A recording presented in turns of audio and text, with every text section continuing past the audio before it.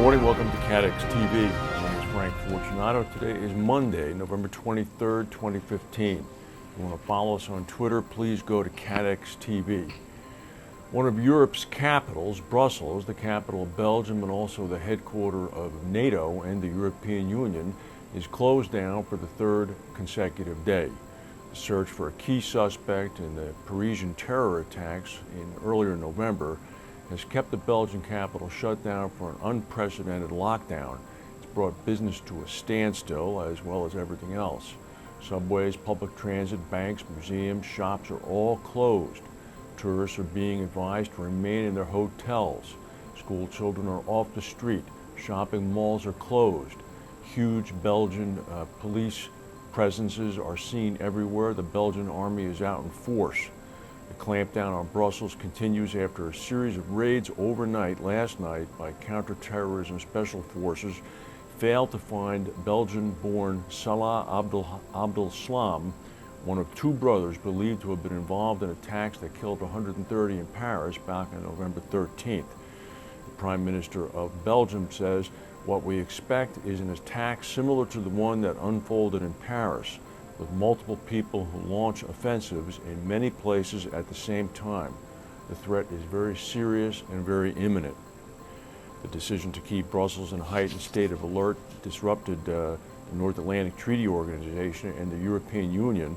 Both organizations have told non-essential staff to stay home and work from home. Meanwhile, in Tehran and Iran today, none other than Russian President Vladimir Putin has appeared. Putin is in town to attend a one-day gas exporting nation summit. He's going to meet with Iran's Supreme Leader Ayatollah Ali Khamenei, as well as President Hassan Rouhani. Both Moscow and Tehran have been key backers of Syrian President Bashar al-Assad throughout his nation's civil war, which has killed over 250,000 people and given birth to the rise of ISIS by being able to take territory in the western Syrian desert. Assad's fate will likely dominate discussion today. Details about American International Group's senior management call continued to emerge late Friday when it was announced that Samir Shah is going to be leaving. He's the head of Insurance Capital Markets.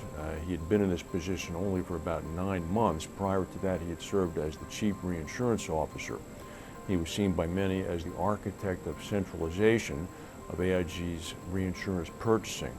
It's also understood that Marty Scherzer, president of the Alternative Risk Solutions Unit, is on his way out too. Also, a bit of a correction, it had been reported last week that Debbie Morris, senior vice president for Lexington Insurance, would be cut. She is not going to be cut. She is staying on. More than 300 senior staff at AIG are expected to be losing their jobs. Lloyds announced 2 syndicate approvals. Arcus Syndicate 1856 received approval from the Lloyds franchise board to begin trading as of 1/1. Arcus is notable because it has a 90 million pound stamp capacity fueled entirely 100% by insurance-linked securities provided by Credit Suisse.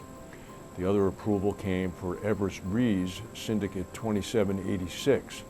Everest Re is going to have 102 million pound stamp syndicate capacity, and according to reports, it's going to write a diversified book of business and will be the hub of Everest's international insurance operations.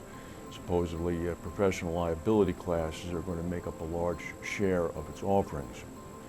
In Myanmar, probably soon to be known as Burma, about 100 people have died in a huge landslide at a remote jade mining area in the northern part of the country.